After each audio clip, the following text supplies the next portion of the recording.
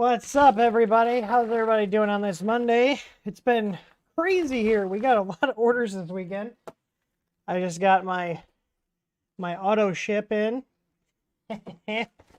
Samantha was like, did you order more? I was like, it's on auto ship, so technically no. But yeah. How's everybody doing today? I got Mr. Ears in the background here.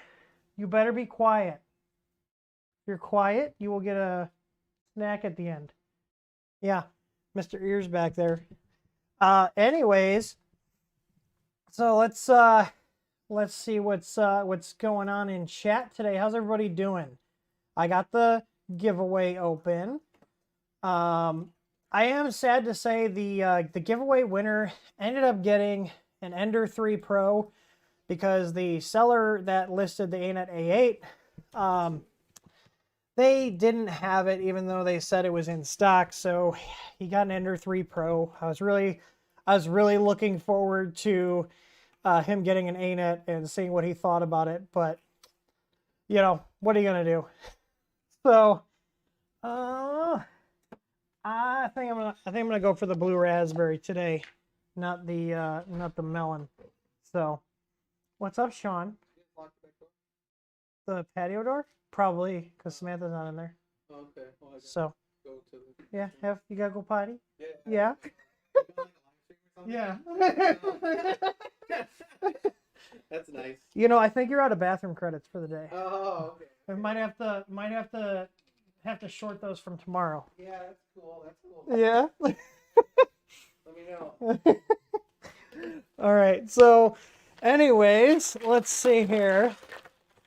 Let's see who's in the house. I got R Mills. R Mills is the first one. I got Justin Dybell, Tommy O, Mr. M. Puffin, Nemo. All the regulars are popping in. Matt's here.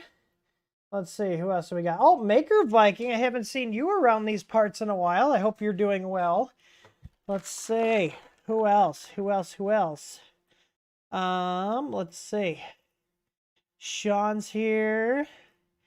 Trying to see all the regulars here. Got to give you guys a shout out. We got Elliot, Darkclaw, George Moody. I know you're a regular. George Moody likes triggering my maw code. Anyways, let's see what people have questions in the chat about, because that's what these streams are for, is for me to answer questions. It will be a little shorter today, just because there's a lot going on here. I got to go back out to the shop. I was out there for a couple hours making Easy Pie kits. So we are currently hiring for a shop technician position. Basically people who assemble products, QC, count things. It's simple work, but it's a lot of busy work. So if you're in the area and you're looking for an entry-level job, we have one. So, and our full-time positions here, you get 2 weeks paid vacation, and we also have health insurance. So hit us up. We're looking for people. We're looking for people that want to join the team and grow with the team. So anyways, let's see. Justin Dybell has been messing with the MKS SGNL V2 using dual extrusion. I don't know if it's in the official release yet. I did write some code for the MKS SGNL V2 for dual extrusion. I'm pretty sure it's not pushed out to the official release because I want to get some other printers added in. Let me double check here. TH3D Studio GitHub. I got to double check and look at my commits because I'm pretty sure it's not in the official release yet. But I did code in features for dual extrusion on the MKS SGNL V2. We do have SGNL V2s and the 5 packs of the 2209 drivers. We have them. They're going through QC and stocking right now. And they will be stocked no later than Wednesday. So if you're looking for MKS SGNL V2, we physically have them in stock here along with 5 packs of the MKS 2209 drivers. So, but yeah, let's see here. The dual extrusion. Yeah, that was 4 days ago I wrote the code, and that's in the testing branch. So if you guys go over to our GitHub, and we're not talking about like the firmware download site itself, but if you actually go to our GitHub, Let me switch over to my monitor. Oh, it went up to the top here. Hang on. There we go. So we have the dual extruder support. So I coded in a second extruder output here. Renamed the E steps to E0 just to differentiate between the two. And then if we look down here, we've got settings here for the second extruder, and if you're doing a single nozzle or a dual nozzle, and options for the X and Y offset if you're using two separate hot ends. And a couple of other things I coded in here just to account for if we got two hot ends or not. And then like if we're using a single nozzle, we can still use the controller fan. But if we're using dual nozzles because the controller fan uses the second hot end output, then we disable use of that feature just to prevent conflicts with the pin assignments. So that should be ready to go. I don't have any dual extrusion machines. I tested it on a board, checked all the voltage outputs and everything. All the motors spin the way they're supposed to go. The hot end heats and works correctly. So if you guys are messing with those, you can go ahead and check that out. You just go to our unified firmware here, and then if you click the little drop down, go to 20x-testing. You can go ahead and download a code here, and this will give you our testing files. There's also a couple of other options in here, and I do want to make sure that there are some caveats with this. So you can see here the CR10 S series support with the SKR E3 boards. I also did one for the 427 board. The only thing to keep in mind if you're going to use like a 427 board or the SKR E3 boards is that these were designed with 24 volt machines in mind, meaning they are designed to handle less current on specifically their bed terminals is what we're concerned about. So if you are going to use those boards with a CR10S, you should have an external MOSFET for the bed, so you take that load off there. But this is on the testing branch as well. I posted the links to like the actual zip files that are all pre-set up for people to test in our Discord server and our Facebook group. So, but yeah, highly recommend if you're going to use those boards on a 12 volt machine, they should work, but you got to take that bed load off of the actual MOSFET on the board, because when I put a 12 amp load at 12 volts through the 427 board, the traces got very hot. We're talking like 65, 70 C hot. So way too warm for my comfort. But if you take that load off of the bed, or take that load off of the built-in bed MOSFET and put it on an external one, then you're taking that load off of the printer board, which is a good thing. So let's see what questions we got here. R-Mills is playing around with Cura and Arc Welder. Butchered G-code of mine. That was fun. I've been using Arc Welder more here on a few of my machines. I've been updating our image, my Pi image, to our new EasyPi V2 image, which has Arc Welder in it, and also updating the firmware on my machine so it has the newer version of Unified 2, because Arc support is enabled in there. And it's been working fine. I haven't had any like messed up files using Arc Welder. It is something that's considered experimental still, but I've been using it for actually doing production parts, and the dimensions are still the same. It just prints smoother and nicer because it's actually using the arcs. And the file size is pretty drastic, you know, like on something that's got a lot of curves and stuff. You know, it took like a 14 meg file down to like 3 or 4 megabytes. It's wild, which means that's less data that has to go over the USB to serial interface, so you should get smoother prints. So it's neat. It's something to play with if you like playing around with new settings. So, but I haven't thrown a ton of stuff at it. Just some not organic models. I haven't done anything with organic models, but mostly parts. So I could see how it could have issues if you're doing stuff with more organic type things. But for what I use, it's actually working pretty well. So let's see. LAK, he said, I got an easy board. As soon as I turn on the heater, everything shuts off, but the board does work when I power it over USB. It sounds like, so here's the thing. If the board was bad, it would not turn on from the get-go. If everything shuts off, that sounds like your power supply cutting off, because power supplies have what's called overcurrent protection mode. Most good ones have that. Can't really guarantee that on like some of the no-name ones, but Meanwell's, for example, if you short out or draw too much current that the power supply is rated for, it will just shut off. So I would recommend checking, because there was actually a guy 2 weeks ago. He was like, "Oh, the easy board's bad. The easy board's bad." He sent it back, ran through testing, put it in an actual machine, because I have an Ender 3, which is this Ender 3 right here that's constantly in a state of being taken apart just for testing. Everything worked fine. Sent it back to him, told him to check the resistance on his bed, and he ended up having a short on his bed. So what happened was, as soon as he turned the bed heater on, hey, look at someone spamming me. As soon as they turned the bed heater on, it was almost a dead short, so the power supply just shut off. Now, the dangerous thing about that is you could, over time, if the power supply short circuit protection kicks in, you could risk damaging the board because you're just shorting it. Now, there is a fuse on it, but you want to isolate and find out where that's occurring, because the easy board itself can't completely cut your power. Your fans and stuff, those are always on. Those are usually directly, like your hot end fan that cools the heatsink, that's always on. So if everything is shutting off, then that tells me there's either something with your power supply. Your power supply could be bad. Another common thing is people don't set the voltage switch on the power supply. It might be set to 230 instead of 115. That's a really common thing, because the power supply will still turn on and put out voltage enough to power the board, but once you start putting it under load, it'll then shut off. And then, like I said, the same thing. Check your resistances on your bed heater. That's usually the one that causes the shorts. Hot ends can do it too, but typically the actual bed itself is going to be your big drawing point. And it could still happen on the hot end, but the hot end wires are really, really thin too. So if there's a short on those, it will usually burn the wires up.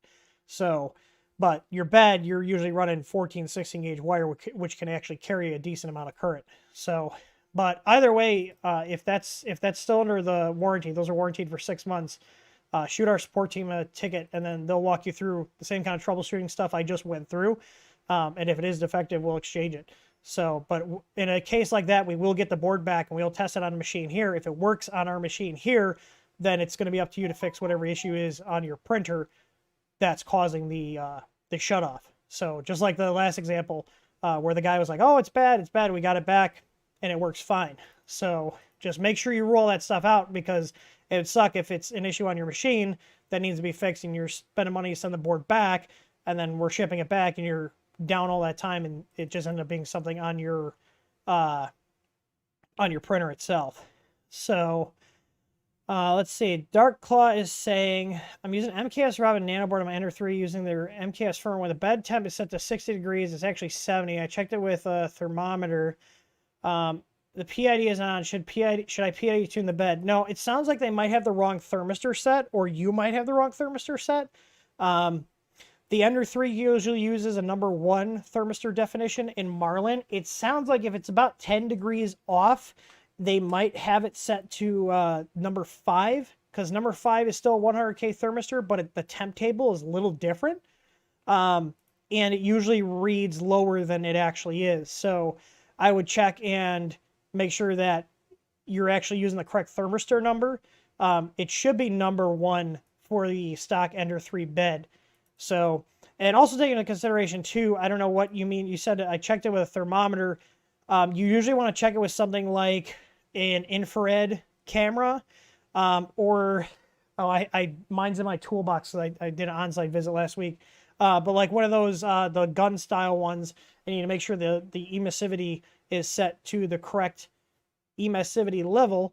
I'm probably saying that wrong. So it reads correctly. So. But I would look at what thermistor they're using. I'm pretty sure they use Marlin for those boards. They should. And see what thermistor option they set it to, because it should be number 1 for the bed on those. Let's see here. Oh, there we go. Chat jumped. Oh, it jumped a lot. Okay, there we go. MKS Robin. All right. Let's see. Bummer on the A8. Yeah, I'm disappointed on that. Am I able to use your Anycubic Mega Zero firmware on the Big Treetech board? Nope, we do not support that board. You would need to use Big Treetech's firmware. They have a GitHub. Their stuff is up there. Most of it usually compiles. Enough. You were just outside. Stop whining or you'll go in your crate. Yeah. But anyways, he's being a little shit today. Sorry, I keep getting sidetracked. I've got a Monoprice Mini, a Wanhao i3 or Wanhao Mini clone. Yeah, sorry, that Monoprice Mini, if that's the one that's got the little color screen, as far as enough. Lay down. Lay down.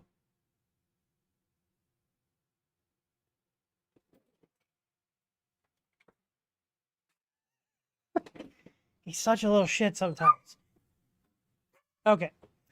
I'm not dealing with the stream here. It's been too long of a day already, and I don't have the patience to deal with him whining. So let me go throw him in the crate in the garage. I will be right back.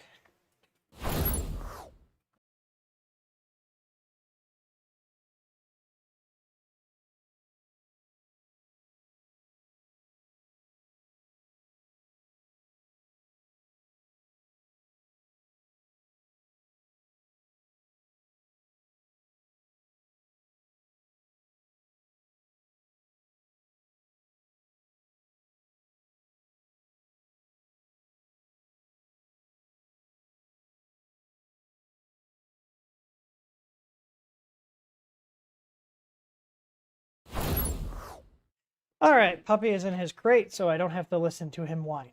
Anyways, Monoprice Mini. That's where we're at. I'm just gonna Google that printer real quick. I'm pretty sure, yeah, that one you don't really have many options for. Never touch that one just because it uses like their own proprietary firmware. That's not a Wanhao Mini clone. I think Malian is the one who made that for them. Unless you're talking about a different one, unless you're talking about an i3 Mini, in that case, then yeah, there should be firmware. I have a PowerSpec branded i3 Mini, but the Monoprice Mini is not the same as like an i3 Mini. They're two completely different things. Their naming convention leaves a lot to be desired. Let's see here. Monoprice i3 Mini. I'm not seeing anything. Is there a Monoprice one? Yeah, there is. There's an i3 Mini. That's the Wanhao one. But there's also a Monoprice Mini. So you got to make sure. Because if it's got the color screen, you're not going to be able to update the firmware on that to anything like super custom. They're very, very limited, use it stock type of machines. You can obviously do some modifications to it. But in terms of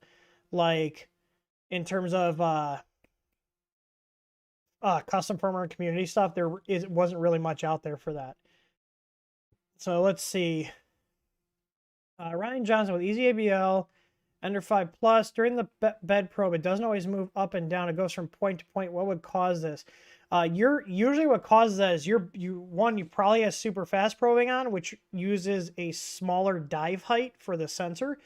But the main thing is your bed's probably like this. You need to make sure that your bed is level before it starts, because what happens is if it goes to the next probe point and the sensor's already triggered, it's just going to move to the next point. You should take a reading. It should go down fast and then slow on each point. If it's going right from next point to next point, then you have something, either your bed is not moving fast enough. The Ender 5 Plus is a huge bed, and not all Ender 5 Pluses can run the super fast probing. I would recommend checking your bed to make sure it's level on either side, because it's got 2 Z screws. So it could be like this and tilted, or even like this, and then if it's moving and like the slant is going up this way, okay, and the probe is moving this way, eventually if that slant's enough, it's going to just trigger the probe immediately, and it's not going to be able to actually take a good reading.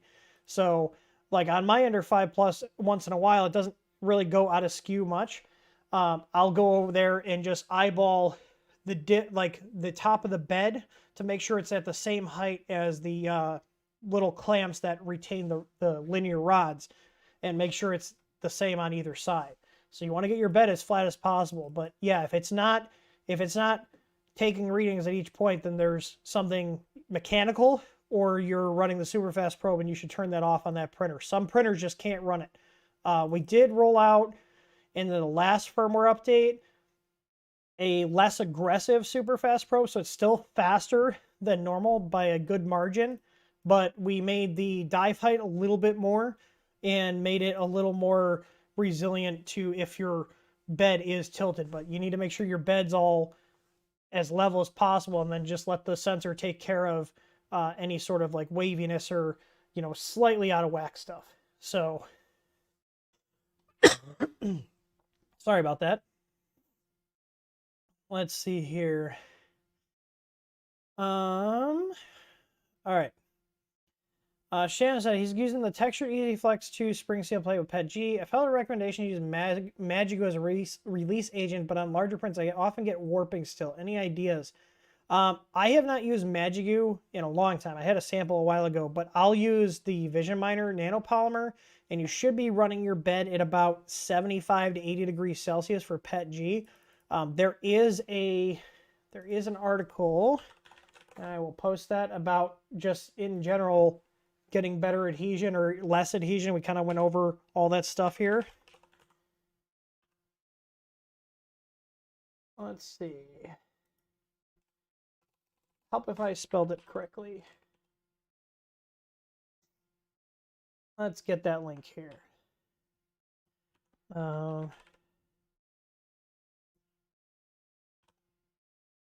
Why is this like... Are you guys getting a smooth stream? Because like my computer's like locking up. I'm gonna close my camera software. Maybe that's what's doing it. So, but yeah, check that link out. That's got a lot of good tips on either getting things to stick better or less, because sometimes getting things to stick less is also something you need to deal with. So, Bernard's asking about how to properly mount a spider coupler. Does the lead screw in or motor shaft need to be in contact with the red spider? So what I'll usually do is I'll put the lead screw in all the way until it stops, and then I'll slide it onto the motor shaft and let the motor shaft touch the lead screw, and then I'll tighten it up. Make sure before you tighten it up that it's actually concentric. Is that the right word? Basically, when you turn it, it doesn't wobble. And then tighten the screws up to get it clamped around the motor shaft and the lead screw. So what settings or selectors do you mess with to get better accuracy for prints like the torture toaster? The main thing that's going to affect your accuracy is, one, the print speed. If you slow it down, you're going to get less distortion from like ringing and acceleration and jerk on the corners, and your actual extrusion rate, because if you're over extruding even slightly, then your tolerances are going to be off. If you're under extruding, it actually will make things looser. But you want to look at, what I'll usually do to see if I'm under extruding or not, is you look at the top layers, and if you have enough top layers, like 4 to 5, and they're completely filled in, there's no gaps, you can usually assume that your extrusion multiplier is good to use. So I'll use anywhere, depending on the machine, I'll usually use like a 0.9 to 0.95 extrusion multiplier for PLA. For ABS, I'll use 1 to 1.05, and then PET G, I'll use like 1.05 to 1.1. So that's usually what I do.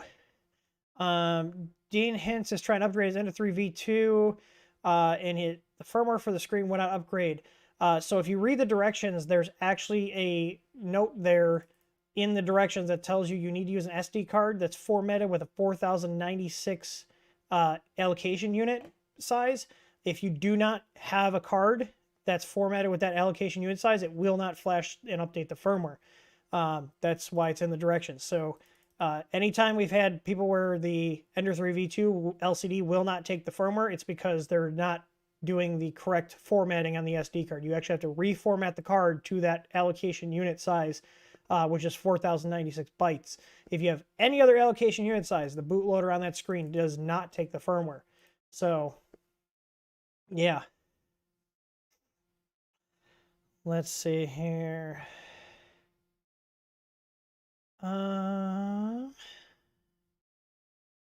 Any updates on when the bulbs might go on sale?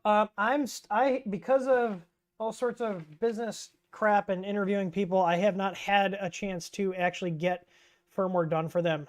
It's still sitting on my bench over here, taken apart. So, yeah, too much stuff to do and not enough time in the day. But hopefully that should be changing. I've got a couple coming in for interviews soon. So just need to get somebody to take over the print farm stuff. That would be a lot off my plate right now. So Mike V got an easy light board. Works awesome. Awesome. We're still trying to find processors. I don't know if we're out of stock on them. We probably are at this point. Let's see. We only had like 4 left earlier today. I'm just checking our shop to see if they're out of stock. Says we have a couple, but they're probably low. Let me see. I'm just curious. Because I legitimately do not know when we're going to get more easy boards. We can't find the processors, and we kind of need the processors. You know, or maybe I'll just, sell boards without processors. It's a DIY project. You just got to source your own processor. Oh, we literally have 1 in stock. Our current stock is literally 1. So there is 1 easy board left in stock.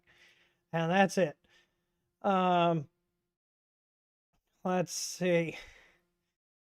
Oh, Jonathan Bayer, there's not a giveaway command? I thought I put a giveaway command. Hang on.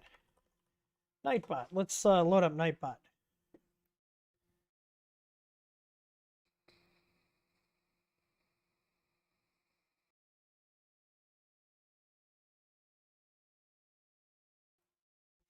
Oh, I see Top Hat Waffle is asking, if I recall correctly, you have an Octoprint plugin. Show some system stats on the nav bar. Am I crazy? No, you're not crazy. That is a thing. I will tell you what it is. Let's see. Let's pull up our farm here. My Ender 6 has our latest image on it, which has that. So let's go ahead and pull this up. Oh, I got an update. Spaghetti Detective. So if you give it a sec, it does take a sec because it's going to go and pull the, it's going to go ahead and pull the actual, there we go. So you can see a Pi CPU there. I just turned it on, so it's going through it. This is using our easy plug. You can see there, connected.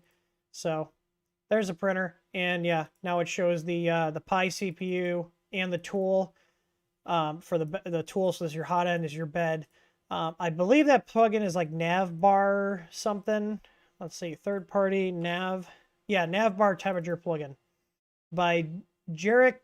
I can't even something ski. But yeah, there we go. Here, homepage. It's yeah, Octoprint-Navbar temp. Actually, there's links to all the plugins we use. EasyPi. Let's see here. If we go here on the image download, we have links to all the plugins that are pre-installed on our image. We also preset up a lot of these. The only one we don't preset up because it's got to be linked to an account is the Spaghetti Detective, but that is linked in there. And I also want to let you guys know, if you buy an Easy Pi kit from us, we are now sending out little cards. We partnered up with them, and they're promoting us for hardware if people want a ready-to-run kit. And in exchange, we're promoting their stuff because I do think it's a really good utility to get access to your printer without port forwarding. And they also do the AI detection if your printer starts making spaghetti, hence the name Spaghetti Detective. But there's a 20% off coupon for, I think it's the first 3 months if you wanted to go with their paid service. But they do have a free service that gives you X amount of access for 1 printer. So it's nice because you don't have to do port forwarding. It's all relayed through the plugin. They're using AWS to do all that relaying. So you can actually get access to your printer without exposing your Octoprint install to the internet. So don't ever do that. Don't port forward your Octoprint instance directly to the internet. It'll yeah, it'll just not be good. Someone could just hit that over and over and make your printer stutter. In terms of like security risk though, I'm not aware of any like security risks with Octoprint or workarounds, but it doesn't mean they can't happen. Don't expose it directly to the interwebs. So let's see here. I'm gonna go back where we were talking in chat. I need to go back here. We were talking about bulbs. Okay. Let's go back. People chatting here.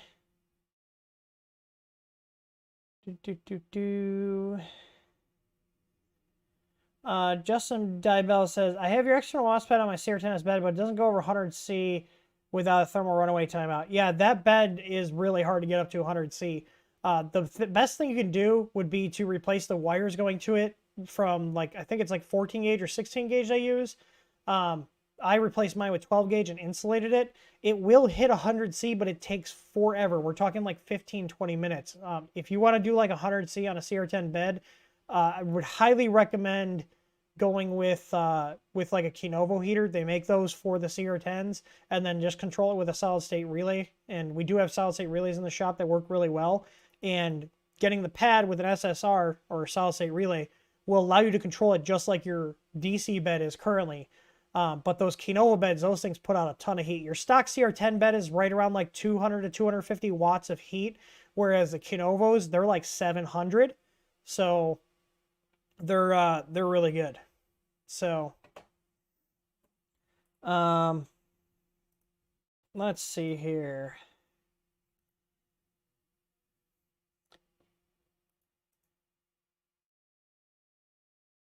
Where are we at? Chat.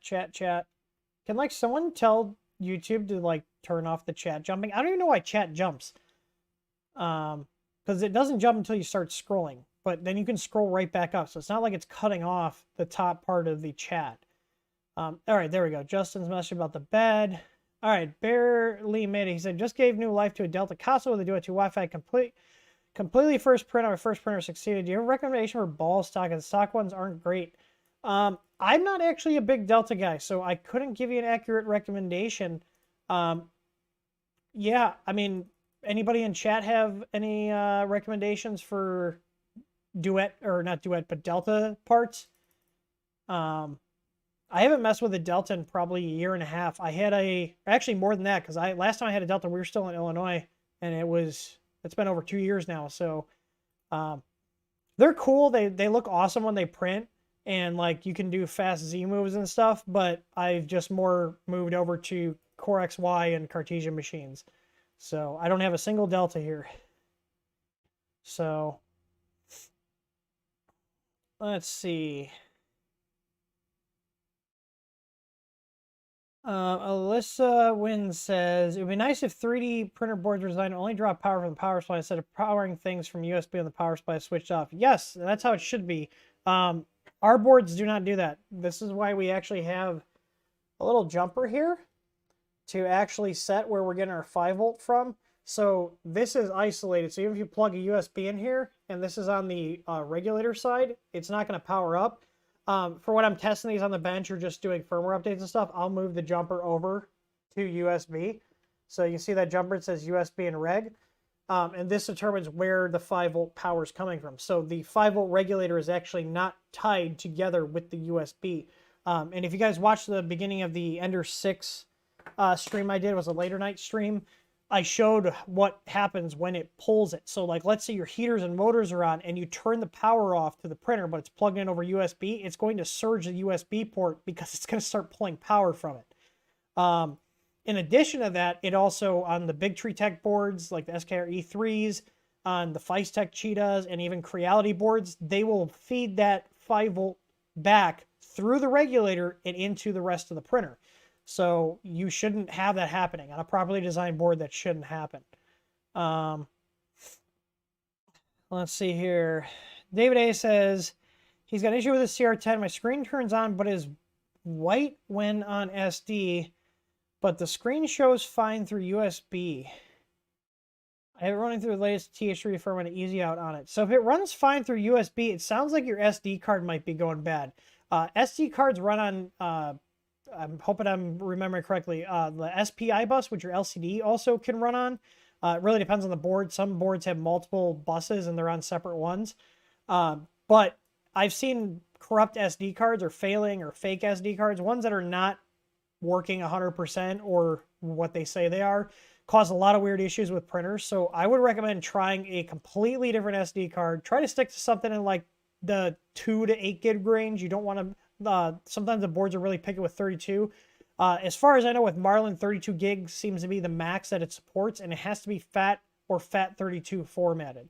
So I would say if it's working fine, if everything's working fine over USB, that would tell me that either one, your SD slot could be bad, and maybe something's grounding out when the card's in that shouldn't be, or it's the SD card. The easiest way to determine that would just be check your SD card. There's also, we have an article for this. Our help center on our site has a lot more than just product information, if you guys were wondering. We got a lot of guides and stuff on here, just in general for 3D printing. It's not just meant to be a repository for our product stuff. We have a lot of product stuff in there, but there's a lot of just good information in here. Is it not letting me tag Dave here? At Dave. Hey. All right, well, hopefully he sees this. Let's see here. I am going to start wrapping this up here just because I've got a lot. Oh, no.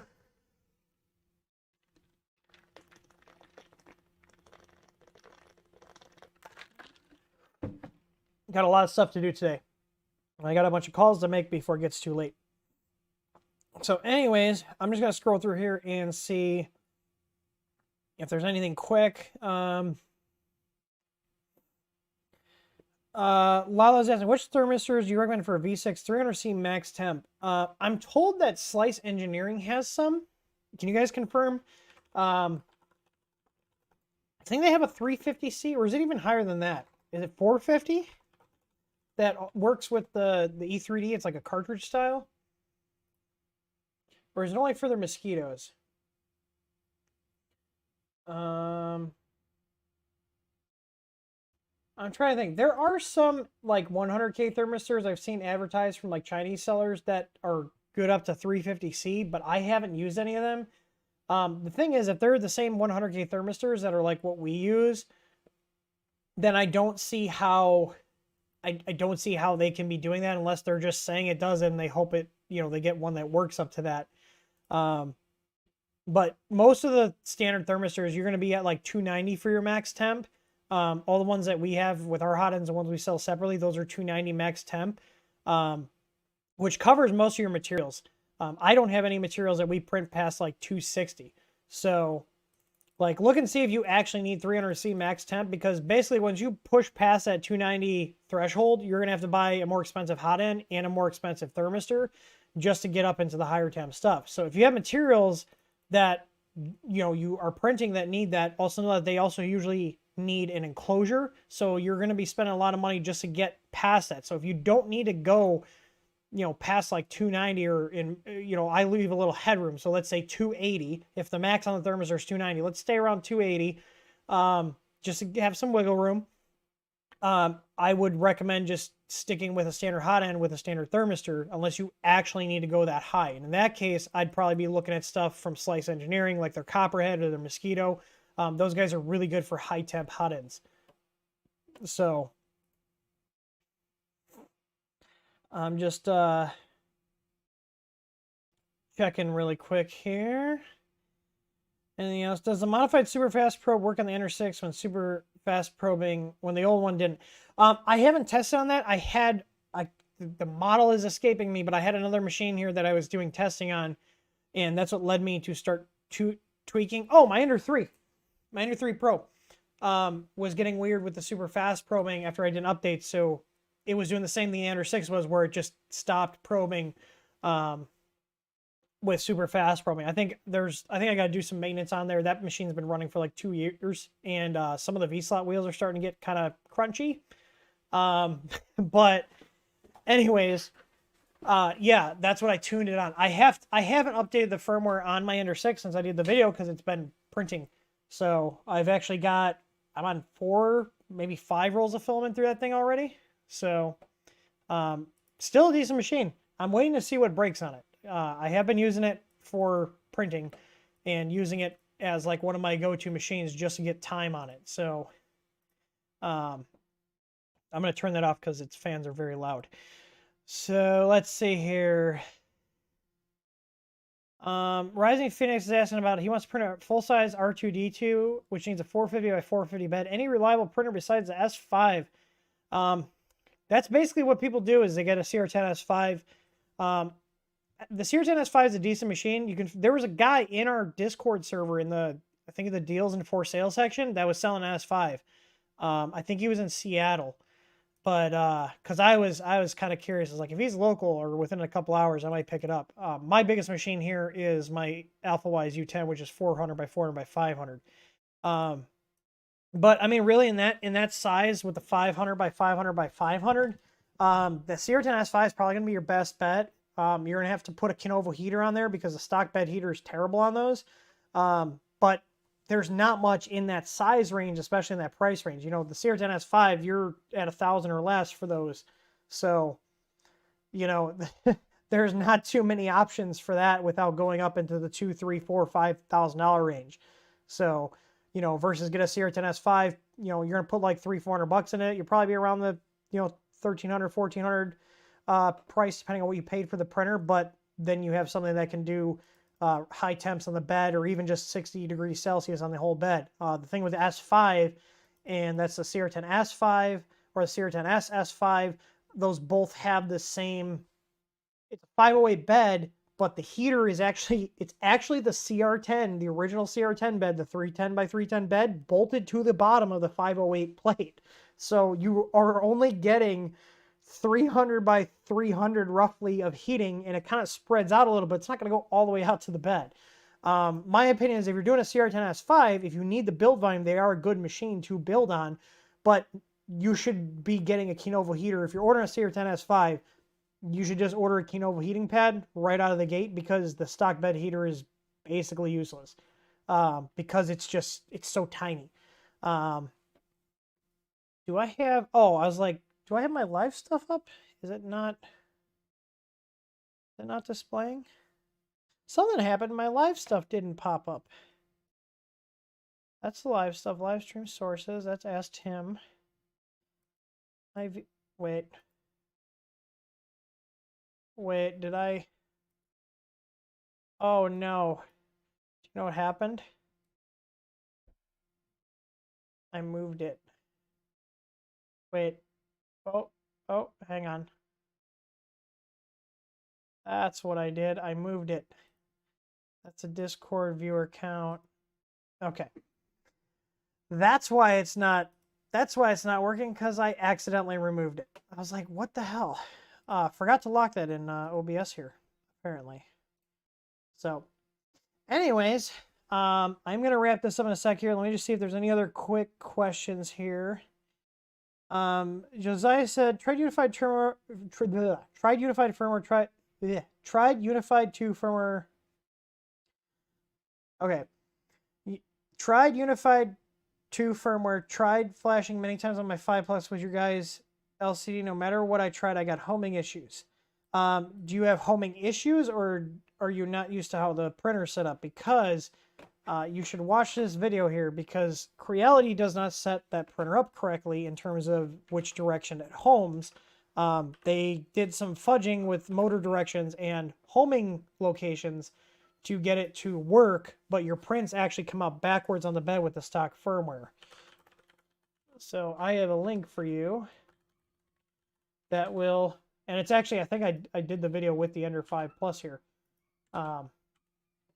But yeah, take a look at that link there. That'll explain the homing. Your printer's going to home in the back right corner, and that will not be your 0, position. That's the 350 by 350 on X and Y, and your front left is going to be 0. So watch that video. It's only a couple minutes long, and that'll explain why our firmware set up the way it is. Because on FDM printers, if you're looking at the front of the printer, the front left of the bed is going to be 0, and the back right's going to be 350 by 350 on the Ender 5 Plus. So, and make sure you reset your EEPROM. If you do not reset your EEPROM, you can get a lot of weird things, even though we literally have it in every single firmware page downloaded as the very last step to reset your EEPROM. People do not read it, and they don't reset their EEPROM, and they get all these weird issues that just can't be explained until they reset the EEPROM and everything starts working correctly. So make sure you're doing that.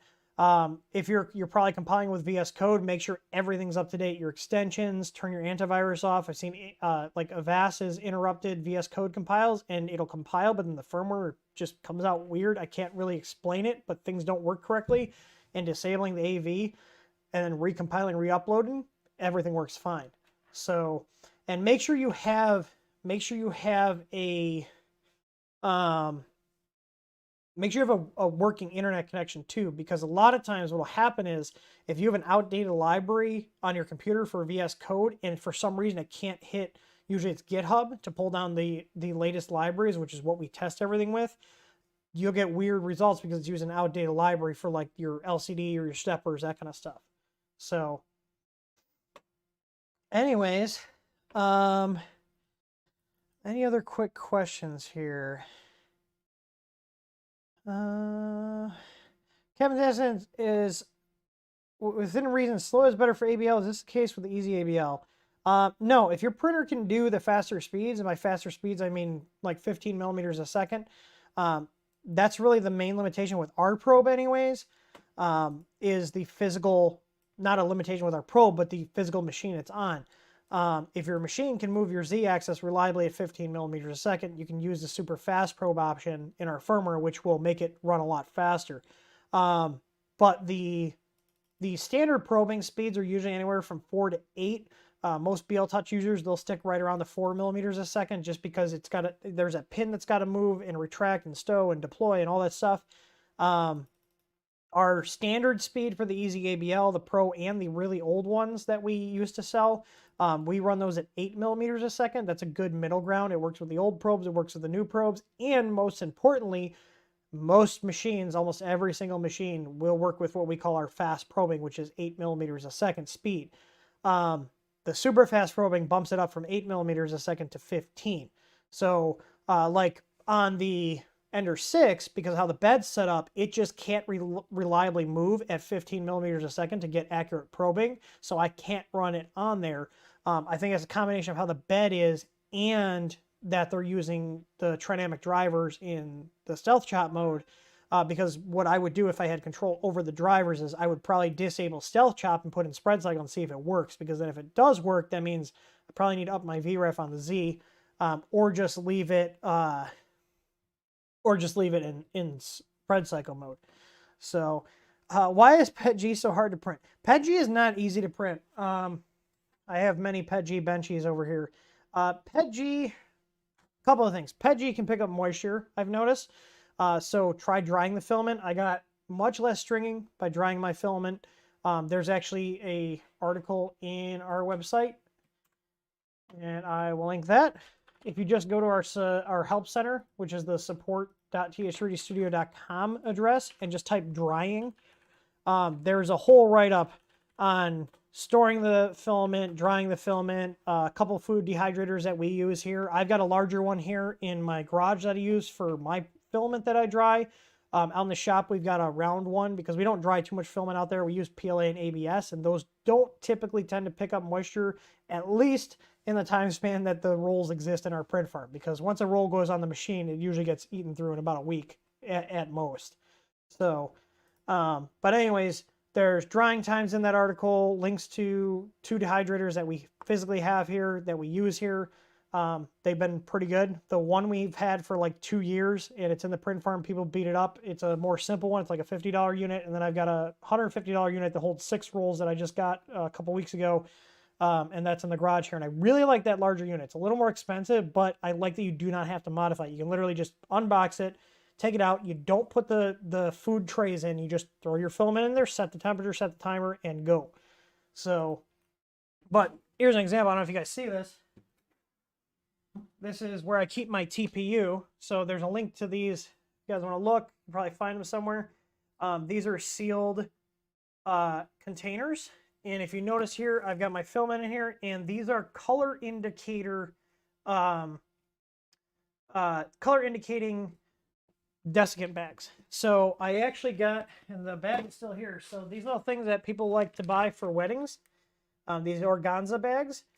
If you buy bulk desiccant and you get these bags, this is like $7 for 100 bags. You can just fill these bags up with the desiccant, and it's a lot cheaper than buying pre-filled bags. So you can see here, I usually have 2 rolls in here, but the other roll is actually on my printer. So when I dry my filament, it goes into here with a bunch of the desiccant bags. If I don't have a container, because I only have a couple of these, I will put it in a Ziploc bag, a gallon Ziploc bag, with like 1 or 2 of these desiccant bags that I made. So There's also links to all that stuff in that article I posted too. So, you know, talking about how to prevent it from getting wet in the first place or picking up moisture. This is one way. Keep it in a sealed container or bag with the desiccant.